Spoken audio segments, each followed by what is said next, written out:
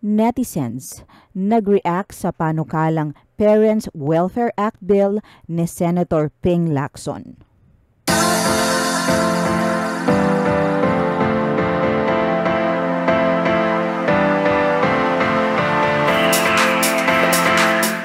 Kamakailan nga ay naghain ng panukalang batas si Senator Ping Lacson na tinatawag niyang Parents Welfare Act o panukalang batas para sa kagalingan at kabutihan ng mga magulang at nakatatanda. Layunin ng panukalang batas na bigyang pananagutan ang mga anak sa pagtiyak ng kagalingan at kalusugan ng kanilang mga magulang.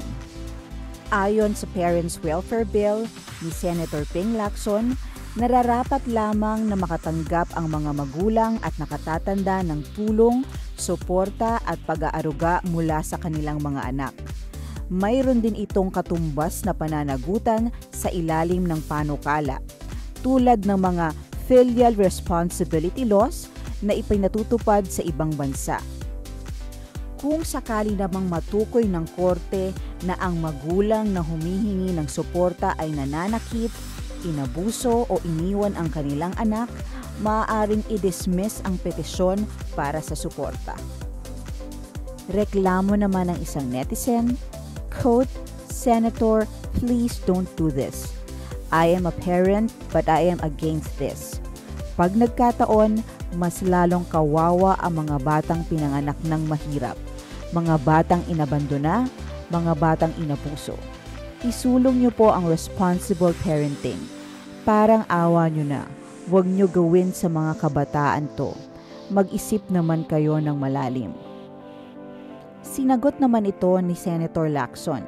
Sinabi nito na, "Maraming salamat sa iyong mensahe at bilang paglilinaw, batay sa Parents Welfare Bill, kung sakaling matukoy ng korte na ang magulang na humihingi ng suporta ay sinaktan, inabuso o iniwan ng kanilang anak, maaaring i-dismiss ang petisyon para sa suporta ng nasabing magulang.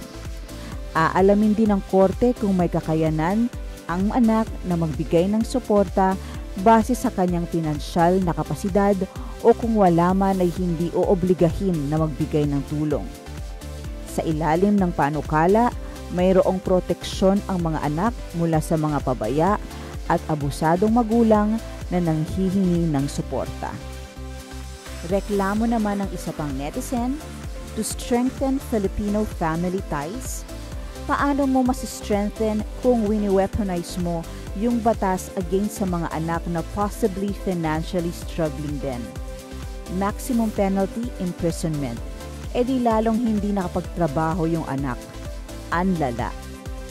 Ayon pa sa isang netizen, "This is insanely stupid.